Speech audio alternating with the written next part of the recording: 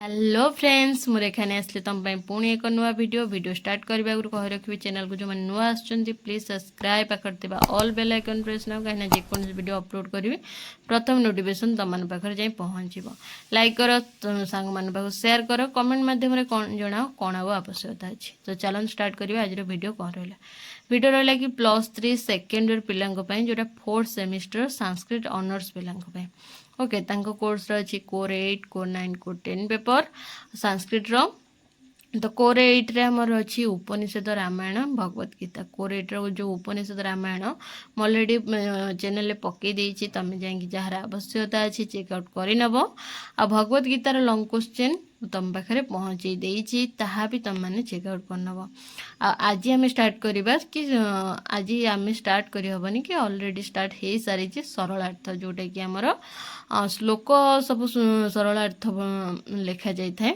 तो सरलार्थ रे मु ऑलरेडी 14टा थिला मु तो ऑलरेडी 7टा पकई देछि आज स्टार्ट करवा आउ 7टा कौन अच्छी चलो देखिबा ओके 8 नंबर कौन रहिला श्रोत्रम चक्षुः स्पर्शनम च रसनम घ्राणमेव च अधिष्ठाय मनश्चयम विषायनु पशे बते संस्कृत श्लोक व्यासदेव प्रणीत श्रीमद्भगवद गीतार पुरुषोत्तम जो नामक 15 अध्याय समपरत मोहग्रस्त अर्जुन प्रति यह जोगेश्वर भगवान श्रीकृष्ण उक्ति विशेष अटे आलोच्य श्लोकटी जीवात्मा शरीर मध्य रही शरीर केउ केउ इंद्रिय मान सहायतार विषय उपभोग करे ताहा वर्णना करा जायछि।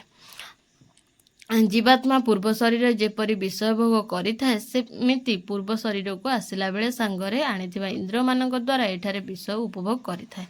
नासा द्वारा गंध ग्रहण करिथाए, कर्ण द्वारा शब्द ग्रहण, चक्षु द्वारा दर्शन, जिह्वा द्वारा रस ग्रहण एवं चर्म द्वारा स्पर्श सुख अनुभव करिथाए। या छड़ा पंच कर्मेन्द्रिय यथा बाक पाणी पाद पायु उपस्थ पंचवायु यथा प्राण अपान समान उद्यान व्यान और मन और बुद्धि यही सप्तदश इंद्रिय द्वारा जीव विषय सुख को उपभोग करिथाए। केतक समालोचना यही गणना मध्य अंतःकरण मन बुद्धि चित्त अहंकार को पंच ज्ञानेन्द्रिय पंच कर्मेन्द्रिय पंचवायु सहित विचार को नहीं समुदाय 20टी वस्तुर सहायतार शरीर क्रियाशील हुए बोली मत देता मात्र अंतःकरण विशेष अर्थद्वैत होई नथिबारु चित्त शुद्धिर एक अंश बोली विचार करा जाइथिबारु पूर्वोक्त पंचदश पदार्थ सहित मन और बुद्धि को जोड़ी सप्तदश पदार्थर विवेचन करने युक्तिसंगत अटे। सेहीपरि पुणी केतक आलोचक यही संख्या को अधिक बढ़ाइबा संकल्प विकल्प चित्त अहंकार मन बुद्धि चित्ता आदि शब्दर प्रयोग करिसेंति मात्र एसबू को सही मन बुद्धिर अंतर्भुक्त अतएव सही सप्तदश पदार्थर सहायतार ही जीवात्मा संसार समस्त सुख दुख को भोग करिଥାଏ। ये गला 8 नंबर। 9 नंबर कह रहा उत्क्रामंतम स्थितम वापि भुंजानम वा गुणान्युतम विमूढ़ा नानुपश्यन्ति पश्यन्ति ज्ञान चक्षुषः। प्रोक्त श्लोकटी सनातन हिंदू धर्मर श्रेष्ठ उपनिषद भाव स्वीकृत महर्षि व्यासदेव विरचित श्रीमद् भगवद गीतार पुरुषोत्तम जोग नामक 15 सम्मानित आलोच्य श्लोकटी परमेश्वर दर्शन अधिकारी पुरुष विषय वर्णना कर विषादग्रस्त मोहग्रस्त अर्जुन प्रति यह परमेश्वर भगवान श्रीकृष्ण उक्ति विशेष अटे। नेक्स्ट पेज देखिए कौन अच्छी संसार जो माने दिव्य ज्ञान बा तत्व ज्ञान अधिकारी से ज्ञान चक्षु संपन्न बोली कह जाए। तेणु जो माने निष्काम कर्मयोग कर निजर चित्तबुद्धि को विशुद्ध करिथांती और ध्यान धारणा समाधि प्रभृति द्वारा दिव्य ज्ञान अर्जन करिथांती सेही माने ही ज्ञान चक्षु विशिष्ट अटंती एवं सेही माने ही केवल जीवात्मा को निज देहरे देखि पारंती। शरीर और आत्मा मध्य थिबा पार्थक्य को दिव्य ज्ञान द्वारा उपलब्धि करि पारंती। दिव्य दृष्टि बल रे केवल सेही माने ही आत्मा परमात्मा स्वरूप सृष्टि कारण प्रभृति गुहेतम तथ्य को जानि पारंती। परंतु जो मानकर चित्त शुद्धि होई नाही सेमाने कदापि ज्ञानर अधिकारी होई परिबे नाही। अज्ञान अंधकार रे बुड़ी रही सेमाने मिथ्या को सत्य बोली मणि थांती। सेमाने सर्वदा माया मोहर कबलित होई थांती। फल सेमाने शरीर और आत्मा मध्य थिबा पार्थक्य को बुझी पारंती नाही। सेही माने ही सदा सर्वदा सांसारिक अलिक सुखभोग चेष्टित थांती। ତେଣୁ କଳୁଷିତ ଚିତ୍ତ ତଥା ହୀନ ବୁଦ୍ଧିରେ ବହୁ ଶାସ୍ତ୍ର ଅଧ୍ୟୟନ କରି ମଧ୍ୟ ସେମାନଙ୍କର ପ୍ରକୃତି ଦିବ୍ୟ ଜ୍ଞାନ ଉଦୟ ହୁଏ ନାହିଁ କିମ୍ବା ସେମାନେ ଆତ୍ମାକୁ ଜାଣିପାରନ୍ତି ନାହିଁ। ନିଷ୍କାମ କର୍ମଯୋଗୀମାନେ ଯେଉଁ ଜୀବାତ୍ମାର ସ୍ୱରୂପକୁ ସାମାନ୍ୟ ଚେଷ୍ଟାରେ ଜାଣିପାରନ୍ତି, ଅଶୁଦ୍ଧି ଚିତ୍ତରେ ବ୍ୟକ୍ତିମାନେ ଶତ ଚେଷ୍ଟା କଲେ ମଧ୍ୟ ସେହି ଜୀବାତ୍ମାର ସ୍ୱରୂପକୁ ଅବଗତ ହୋଇପାରନ୍ତି ନାହିଁ। ତେଣୁ କେବଳ ନିଷ୍କାମ କର୍ମଯୋଗୀ ଜ୍ଞାନଚକ୍ଷୁଯୁକ୍ତ ବ୍ୟକ୍ତିମାନେ ହିଁ ସେହି ଜୀବାତ୍ମାର ସ୍ୱରୂପ ଜାଣିପାରନ୍ତି। ଓକେ, 10 ନମ୍ବର କ'ଣ ରହିଲା? ଗାମାବିଶ୍ୟ ଚ ଭୂତାନି ଧାରାୟମ୍ୟଃ ମୋଜସା ପୁଷ୍ମାମି ଚୌଷଧିଃ ସର୍ବାଃ ସୋମ ଭୂତ୍ୱା ରସାତ୍ମକଃ। ପ୍ରୋକ୍ତ ଶ୍ଲୋକଟି ସନାତନ ହିନ୍ଦୁ ଧର୍ମର ଶ୍ରେଷ୍ଠ ଉପନିଷଦ ଭାବରେ ସ୍ୱୀକୃତ ମହର୍ଷି ବ୍ୟାସଦେବଙ୍କ ବିରଚିତ ଶ୍ରୀମଦ୍ ଭଗବତ ଗୀତାର ପୁରୁଷୋତ୍ତମ ଯୋଗ ନାମକ 15 ଅଧ୍ୟାୟରୁ ସମ୍ମାନିତ ବିଷାଦଗ୍ରସ୍ତ ଅର୍ଜୁନଙ୍କ ପ୍ରତି ଭଗବାନ ଶ୍ରୀକୃଷ୍ଣଙ୍କ ଉକ୍ତି ବିଶେଷ ଅଟେ। ଉକ୍ତ ଶ୍ଲୋକଟିରେ ଭଗବାନ ଶ୍ରୀକୃଷ୍ଣଙ୍କ ବ୍ୟାପକତା ସମ୍ପର୍କରେ ଆଲୋଚନା କରାଯାଇଛି। ଏହି ପରିଦୃଶ୍ୟମାନ ସଂସାରରେ ଯାହା କିଛି ଅଛି କିମ୍ବା ଯାହା କିଛି ସୃଷ୍ଟି ହୋଇଛି, ସେହି ସବୁର ମୂଳରେ ଭଗବାନ ଅଛନ୍ତି। ପୃଥ୍ୱୀ ଅପ୍ ତେଜ ମରୁତ ବ୍ୟାମ, ଏହି ପଞ୍ଚମହାଭୂତ ଜୀବଜଗତ ସୃଷ୍ଟି ହୋଇଛି। ସେହି ପଞ୍ଚମହାଭୂତ ହିଁ ସୃଷ୍ଟିର ଜୀବମାନଙ୍କୁ ପାଳନ କରନ୍ତି। ପୁନଶ୍ଚ ଜୀବର ମୃତ୍ୟୁ ପରେ ସେଗୁଡ଼ିକ ଏହି ପଞ୍ଚମହାଭୂତରେ ହିଁ ଲୀନ ହୋଇଯାଏ। ସେଥିପାଇଁ ମୃତ୍ୟୁ ହେବାକୁ ପଞ୍ଚତ୍ୱ ପ୍ରାପ୍ତି ବୋଲି କୁହାଯାଇଥାଏ। ସେ ଏହି ପଞ୍ଚମହାଭୂତରେ ଆତ୍ମପ୍ରକାଶ କରି ସୃଷ୍ଟି ରକ୍ଷା କରୁଛନ୍ତି। ଏହି କଥା ମଧ୍ୟ ଅଭିଜ୍ଞାନ ଶାକୁନ୍ତଳା ନାଟକର ରଚୟିତା ମହାକବି କାଳିଦାସ ପ୍ରକାଶ କରି କହିଛନ୍ତି, ଯଥା ପ୍ରତ୍ୟାଖ୍ୟାଭିଃ ପ୍ରସନ୍ନ ସ୍ତନୁଭିରବତୁବସ୍ତାଭିରଷ୍ଟାଭିରିସଃ। ଭଗବାନ ନିଜେ ହିଁ ତନୁଧାରଣ ପୂର୍ବକ ପୃଥିବୀରେ ସମସ୍ତଙ୍କୁ ପାଳନ ତଥା ଧାରଣ କରନ୍ତି। ସେ ବାୟୁ ରୂପରେ ପ୍ରବାହିତ ହୋଇ ଶ୍ୱାସକ୍ରିୟା କରାଇ ପ୍ରାଣୀମାନଙ୍କୁ ବଞ୍ଚାଇ ରଖିବା ସହିତ ଆଲୋକ, ଜଳ, ଆକାଶ ପ୍ରଭୃତି ରୂପରେ ଆବିର୍ଭୂତ ହୋଇ ପ୍ରାଣୀମାନଙ୍କୁ ରକ୍ଷା କରିବା ପାଇଁ ଆବଶ୍ୟକୀୟ କାର୍ଯ୍ୟ କରିଥାନ୍ତି। ଚନ୍ଦ୍ର ହେଉଛନ୍ତି ରସମୟ। ଚନ୍ଦ୍ରଙ୍କର ରସମୟ କିରଣ ଦ୍ୱାରା ଔଷଧିର ଗୁଳ୍ମଲତାମାନେ ଶକ୍ତିର ଅଧିକାରୀ ହୋଇ ପ୍ରାଣୀମାନଙ୍କୁ ବଞ୍ଚିବାରେ ସାହାଯ୍ୟ କରନ୍ତି। ତେଣୁ ଭଗବାନ ନିଜେ ଚନ୍ଦ୍ର ରୂପରେ ଆବିର୍ଭୂତ ହୋଇ ପ୍ରାଣୀମାନଙ୍କ ପୁଷ୍ଟି ପାଇଁ ସାହାଯ୍ୟ କରିଥାନ୍ତି। ସୂର୍ଯ୍ୟ ମଧ୍ୟ ଭଗବାନଙ୍କର ସ୍ୱରୂପ ଅଟେ। ଏହିପରି ଭାବରେ ଭଗବାନ ବିଭିନ୍ନ ରୂପରେ ଆତ୍ମପ୍ରକାଶ କରି ଜଗତକୁ ରକ୍ଷା କରନ୍ତି ବୋଲି ଉକ୍ତ ଶ୍ଲୋକଟିରେ ବର୍ଣ୍ଣନା କରାଯାଇଛି। ଗଲା 11 ନମ୍ବର କ'ଣ ରହିଲା? ଅହଂ ବୈଶ୍ୱନ୍ୟରୋ ଭୂତ୍ୱା ପ୍ରାଣିନାଂ ଦେହମାଶ୍ରିତଃ ପ୍ରାଣପାନ ସମାଯୁକ୍ତଃ ପଞ୍ଚାମ୍ୟନ୍ନଂ ଚତୁର୍ବିଧମ୍। ପ୍ରୋକ୍ତ ଶ୍ଲୋକଟି ବ୍ୟାସଦେବଙ୍କ ବିରଚିତ ମହାଭାରତସ୍ଥ ଭୀଷ୍ମ ପର୍ବାନ୍ତ ଗ୍ରନ୍ଥ ସର୍ବଶାସ୍ତ୍ରମୟ ଶ୍ରୀମଦ୍ ଭଗବତ ଗୀତାର ପୁରୁଷୋତ୍ତମ ଯୋଗ ନାମ 15 ଅଧ୍ୟାୟରୁ ସମ୍ମାନିତ କୁରୁକ୍ଷେତ୍ରର ସମରାଙ୍ଗଣରେ ବିଷାଦଗ୍ରସ୍ତ ତଥା ଯୁଦ୍ଧ ପରାଙ୍ଗମୁଖ ଅର୍ଜୁନଙ୍କ ପ୍ରତି ଭଗବାନ ଯୋଗେଶ୍ୱର ଶ୍ରୀକୃଷ୍ଣଙ୍କ ଏହା ଉକ୍ତି ବିଶେଷ ଅଟେ। ଆଲୋଚ୍ୟ ଶ୍ଲୋକଟିରେ ଭଗବାନ ନିଜକୁ ଜଠରାଗ୍ନି ଭାବରେ ପ୍ରତିପାଦିତ କରିଥିବା ବର୍ଣ୍ଣନା କରିଛନ୍ତି। କର୍ତ୍ତବ୍ୟ ନିରୂପଣରେ ବିମୂଢ଼ ଚେତ ଅର୍ଜୁନ ଜ୍ଞାନ ପରାହତ ହୋଇ ଭଗବାନ ଶ୍ରୀକୃଷ୍ଣଙ୍କ ପାଦପଦ୍ମରେ ଶରଣ ପଶିଛନ୍ତି ଓ ତାଙ୍କୁ ଗୁରୁ ରୂପରେ ଗ୍ରହଣ କରିଛନ୍ତି। ଭଗବାନ ମଧ୍ୟ ଅର୍ଜୁନଙ୍କୁ ନିଜ ଶିଷ୍ୟ ଭାବରେ ଗ୍ରହଣ କରିନେଇଛନ୍ତି ଓ ବିଶ୍ୱରୂପକୁ ପ୍ରଦର୍ଶନ କରି କହିଛନ୍ତି, ହେ ଅର୍ଜୁନ, ଅଗ୍ନି ଯେଭଳି ବାୟୁ ସଂସ୍ପର୍ଶରେ ଆସି ପ୍ରଜ୍ୱଳିତ ହୋଇ ଉଠେ, ଠିକ୍ ସେହିପରି ମୁଁ ଜଠରାଗ୍ନି ରୂପ ଧାରଣ ପୂର୍ବକ ପ୍ରାଣୀମାନଙ୍କ ଦେହକୁ ଆଶ୍ରୟ କରି ପ୍ରାଣପାନାଦି ବାୟୁ ସହିତ ଯୁକ୍ତ ହୋଇ ଚର୍ବ, ଚୋଷ୍ୟ, ଲେହ, ପେୟାଦି ଚତୁର୍ବିଧ ଖାଦ୍ୟକୁ ପରିପାକ କରାଇଥାଏ। ଏହି ଚତୁର୍ବିଧ ଖାଦ୍ୟକୁ ଅନ୍ୟ ଭାବରେ ମଧ୍ୟ ପ୍ରୟୋଗ କରାଯାଏ, ଯଥା ପାର୍ଥିବ, ଜଳୀୟ, ତୈଜସ୍ୟ ଓ ବାୟବୀୟ। ମନୁଷ୍ୟମାନଙ୍କର ଖାଦ୍ୟ ପାର୍ଥିବ, ମତ୍ସ୍ୟ ଚାତକାଦି, କେତେକଙ୍କର ଖାଦ୍ୟ ଜଳୀୟ। ପୁରାଣ ମତରେ ମୁନି ଋଷିମାନଙ୍କର ଖାଦ୍ୟ ତେଜସ୍ୟ ଓ ସର୍ପମାନଙ୍କର ଖାଦ୍ୟ ବାୟବୀୟ।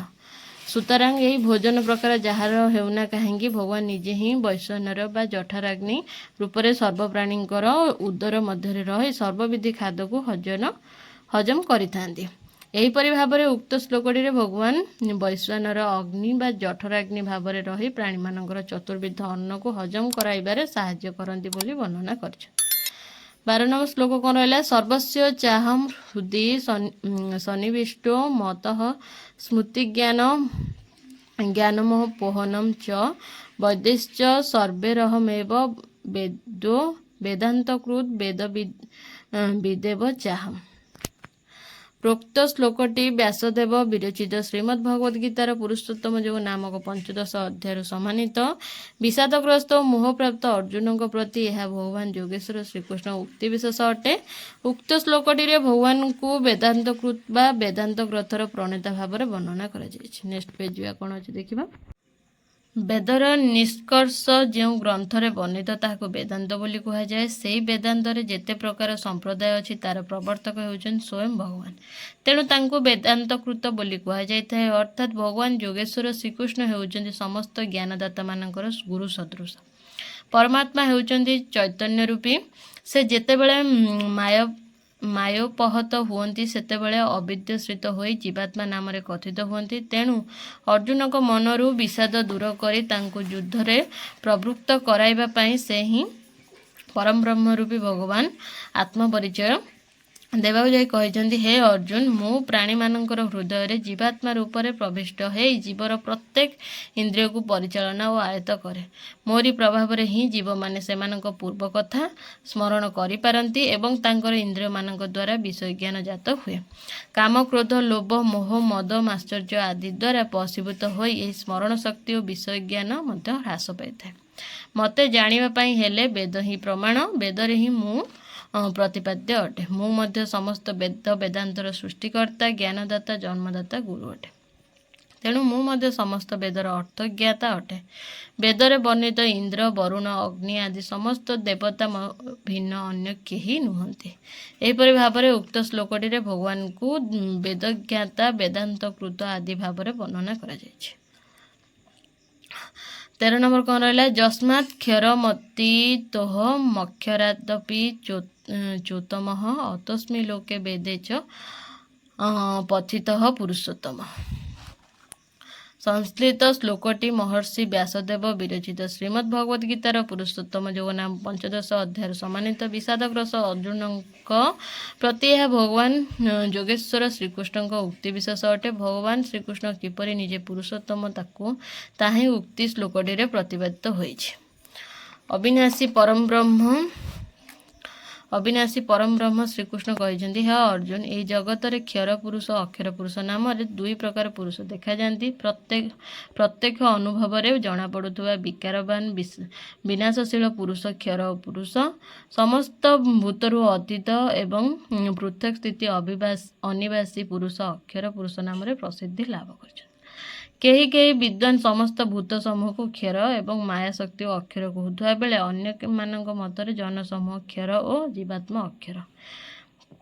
ଏହି ଦୁଇ ପ୍ରକାର ପୁରୁଷ ବ୍ୟତୀତ ଅନ୍ୟ ଏକ ପୁରୁଷ ମଧ୍ୟ ଅଛନ୍ତି ଯାହାକୁ କି ଉତ୍ତମ ପୁରୁଷ ବୋଲି କୁହାଯାଇଥାଏ। ସେହି ଉତ୍ତମ ପୁରୁଷ କ୍ଷରଠାରୁ ଅତୀତ ଓ ଅକ୍ଷରଠାରୁ ଉତ୍ତମ। ଏହି ଉତ୍ତମ ପୁରୁଷ ବା ପୁରୁଷୋତ୍ତମ ବା ପରମାତ୍ମା ହେଉଛନ୍ତି ନିଜେ ପରମ କାରୁଣ୍ୟ ଭଗବାନ ଶ୍ରୀକୃଷ୍ଣ। ସଗୁଣ ବ୍ରହ୍ମ ହିଁ ଈଶ୍ୱର ନାମରେ ନାମିତ। ଭଗବାନ ଶ୍ରୀକୃଷ୍ଣ ମଧ୍ୟ ଥିଲେ ସଗୁଣ। ତେଣୁ ଭଗବାନ ଶ୍ରୀକୃଷ୍ଣ ସେହି ପରମାତ୍ମା ପୁରୁଷୋତ୍ତମ ଅଟନ୍ତି। ବେଦରେ ମଧ୍ୟ କୁହାଯାଇଛି, ଏବମେବ ଏଷ ସମ୍ପ୍ରସାଦଃ ତସ୍ମାତ୍ ଶରୀରାତ୍ ସମୁତ୍ଥାୟ ପରମ ଜ୍ୟୋତିଃ ଉପସମ୍ପଦା ସେନ୍ୟରୂପେଣ ଅଭିନିଷ୍ପଦ୍ୟତେ ସ ଉତ୍ତମଃ ପୁରୁଷ। ଅର୍ଥାତ୍ ଏହି ପ୍ରକାର ଏହି ଜୀବ ଯେତେବେଳେ ସ୍ଥୂଳ, ସୂକ୍ଷ୍ମ ଓ କରଣ ଶରୀରରେ ଆତ୍ମାଭିମାନ ପରିତ୍ୟାଗ ପୂର୍ବକ ବ୍ରହ୍ମଜ୍ୟୋତି ପ୍ରାପ୍ତ ସ୍ୱରୂପ ସମ୍ପନ୍ନ ହୁଏ ସେତେବେଳେ ସେ ପୁରୁଷୋତ୍ତମ ନାମରେ କଥିତ ହୁଅନ୍ତି। ଏହିପରି ଭାବରେ ଉକ୍ତ ଶ୍ଲୋକଟିରେ ଭଗବାନ ଶ୍ରୀକୃଷ୍ଣଙ୍କୁ ପୁରୁଷୋତ୍ତମ ବୋଲି ପ୍ରତିପାଦିତ କରାଯାଇଛି। ନେକ୍ସଟ ଲାଷ୍ଟ ପେଜ 14 ନମ୍ବରଟା ଦେଖିବା କ'ଣ ଅଛି। ଚାଲ 14 ନମ୍ବର ବି ଦେଖ। ଯୋ ମାମେବ ସ ସମୂଢ଼ ଜାନାତି ପୁରୁଷୋତ୍ତମମ୍ ସ ସର୍ବବିଦ୍ ଭଜତି ମାମ୍ ସର୍ବଭାବେନ ଭାରତ। ପ୍ରୋକ୍ତ ଶ୍ଲୋକଟି ମହର୍ଷି ବ୍ୟାସଦେବଙ୍କ ବିରଚିତ ମହାଭାରତସ୍ଥ ଭୀଷ୍ମ ପର୍ବାନ୍ତର୍ଗତ ଶ୍ରୀମଦ୍ ଭଗବତ ଗୀତାର ପୁରୁଷୋତ୍ତମ ଯୋଗ ନାମକ ପଞ୍ଚଦଶ ଅଧ୍ୟାୟରୁ ସମବର୍ତ୍ତ ବିଷାଦଗ୍ରସ୍ତ ଅର୍ଜୁନଙ୍କ ପ୍ରତି ଏହା ପରମ କାରୁଣ୍ୟ ଭଗବାନ ଶ୍ରୀକୃଷ୍ଣଙ୍କ ଉକ୍ତି ବିଶେଷ। ଭଗବାନ ପୁରୁଷୋତ୍ତମଙ୍କୁ ଜାଣିଥିବା ବ୍ୟକ୍ତି କିପରି ସର୍ବଜ୍ଞ ରୂପରେ ଖ୍ୟାତି ଲାଭ କରେ ତାହା ଉକ୍ତ ଶ୍ଲୋକଟିରେ ଦର୍ଶାଯାଇଛି। ପ୍ରାଣୀମାନଙ୍କର ଜଡ଼ ଦେହ କ୍ଷର ନାମରେ ଏବଂ ଜୀବାତ୍ମା ଅକ୍ଷର ନାମରେ ପରିଚିତ ଅଟନ୍ତି। ପୁନଶ୍ଚ କ୍ଷରଠାରୁ ପୃଥକ ଏବଂ ଅକ୍ଷରଠାରୁ ଶ୍ରେଷ୍ଠ ଅନେକ ପୁରୁଷ ଅଛନ୍ତି, ଯାହାକୁ କି ପରମ ପୁରୁଷ ବା ପୁରୁଷୋତ୍ତମ ବୋଲି କୁହାଯାଇଥାଏ। କଠୋପନିଷ ମଧ୍ୟ କୁହାଯାଇଛି ମହତଃ ପରମ ବ୍ୟକ୍ତ ଅବ୍ୟକ୍ତାତ୍ ପୁରୁଷଃ ପରଃ ପୁରୁଷାତ୍ ନ ପରମ କିଞ୍ଚିତ୍ ସାକାଠା ସା ପରାଗତିଃ। ଅର୍ଥାତ୍ ମହତ୍ ଠାରୁ ଶ୍ରେଷ୍ଠ ଅବ୍ୟକ୍ତ, ଅବ୍ୟକ୍ତ ଠାରୁ ଶ୍ରେଷ୍ଠ ପୁରୁଷ, ପୁରୁଷ ଠାରୁ ଶ୍ରେଷ୍ଠ ଅନ୍ୟ କିଛି ନାହିଁ। ସେ ହିଁ ଶେଷ ସୀମା, ସେ ହିଁ ପରମ ଗତି। ତେଣୁ ଯେଉଁ ଜୀବ ସେହି ପୁରୁଷୋତ୍ତମକୁ ଅଚେତନ ଇତ୍ୟାଦିରୁ ପୃଥକ କୂଟସ୍ଥ ବା ଜୀବାତ୍ମାଠାରୁ ଶ୍ରେଷ୍ଠ ପରମାତ୍ମା ବୋଲି ଜାଣି ସନ୍ଦେହହୀନ ଭାବରେ ତାଙ୍କରି ଉପାସନା କରନ୍ତି, ସେ ହିଁ ପ୍ରକୃତି ଜ୍ଞାନୀ ଓ ସର୍ବଜ୍ଞ ତତ୍ତ୍ୱଦର୍ଶୀ ଅଟନ୍ତି। ମାତ୍ର ଯେଉଁମାନେ ମନ ମଧ୍ୟରେ ସନ୍ଦେହ ଭାବନା ରଖି ଜାଣନ୍ତି, ସେ ଜୀବର ସବୁ ପ୍ରକାର ଉପାସନା ଓ ଜ୍ଞାନ ବୃଥା ହୋଇଥାଏ। ମାତ୍ର ସେହି ପରମାତ୍ମା ପୁରୁଷୋତ୍ତମଙ୍କୁ ଯେ ସନ୍ଦେହହୀନ ଭାବରେ ଜାଣେ, ତା ନିକଟରେ କିଛି ହେଲେ ଅଜ୍ଞାତ ରୁହେ ନାହିଁ। ସେହି ପରମାତ୍ମାଙ୍କର ସମସ୍ତ କର୍ମ ଓ ତତ୍ତ୍ୱ ବିଷୟକୁ ଜାଣିପାରେ। ଏହିପରି ଭାବରେ ଉକ୍ତ ଶ୍ଲୋକଟିରେ ପୁରୁଷୋତ୍ତମକୁ ଜାଣିବା ବ୍ୟକ୍ତି ସର୍ବଜ୍ଞ ଭାବରେ ଆଦୃତ ସମ୍ମାନିତ ହୁଏ ବୋଲି ବର୍ଣ୍ଣନା କରାଯାଇଛି। ଏବେ ଏଇଠୁ ଭିଡ଼ିଓ ଏଣ୍ଡ ରହିଲା। ଇଏ ଆମର ଏଇଠି ଭଗବତ ଗୀତା କୋର୍ 8 ପେପର ସରିଗଲା। ଓକେ, କୋର୍ 8 ପେପର ଏଇଠି ସରିଲା। ଆଉ ୟା ଦେହରେ କିଛି ବି ନାହିଁ, ସର୍ଟ କ୍ୱେଶ୍ଚିନ୍ ବି ନାହିଁ। ଏହାର କେବଳ ସରଳ ଥିଲା ଆଉ ଲଙ୍ଗ୍ କ୍ୱେଶ୍ଚିନ୍ ଥିଲା। ଓକେ, ଚେଷ୍ଟା କରିବି ଯଦି ସର୍ଟ କ୍ୱେଶ୍ଚିନ୍ ଆବଶ୍ୟକତା ଥିବ କମେଣ୍ଟ ମାଧ୍ୟମରେ ଜଣାଇବ, ମୁଁ ତୁମ ପାଖରେ ଆଣି ସର୍ଟ କ୍ୱେଶ୍ଚିନ୍ ପହଞ୍ଚେଇବି। ଯାହା ବି ଆବଶ୍ୟକତା ଅଛି ମୋତେ କମେଣ୍ଟ ମାଧ୍ୟମରେ କୁହ, ମୁଁ ତୁମ ପାଖରେ ଆଣି ସେ ଜିନିଷ ପହଞ୍ଚେଇବି। ଓକେ, ଆପରେ ଷ୍ଟାର୍ଟ କରିବା କୋର୍ 9 ପେପର। କୋର୍ 9ରେ ପାଣିନିଙ୍କ ବ୍ୟାକରଣ ଅଛି, କାରକ ବିଭକ୍ତି, ଦେଖିବା କ'ଣ ସବୁ ସେସବୁ ରହୁଛି ଆଗକୁ। ସେ ଭିଡ଼ିଓ ଆଣି ତୁମ ପାଖରେ ପହଞ୍ଚେଇବି। ଏବେ ରହୁଛି। ଯେଉଁମାନେ ଚ୍ୟାନେଲକୁ ନୂଆ ଆସୁଛନ୍ତି ପ୍ଲିଜ୍ ସବସ୍କ୍ରାଇବ୍, ପାଖରେ ଥିବା ଅଲ୍ ବେଲ୍ ଆଇକନ୍ ପ୍ରେସ୍ କର, କାହିଁକିନା ଯେକୌଣସି ଭିଡ଼ିଓ ଅପଲୋଡ଼ କରିବି ପ୍ରଥମ ନୋଟିଫିକେସନ୍ ତୁମମାନଙ୍କ ପାଖରେ ଯାଇ ପହଞ୍ଚିବାରୁ ତୁମମାନଙ୍କୁ ହେଲ୍ପଫୁଲ୍ ରହିବ ଭିଡ଼ିଓ।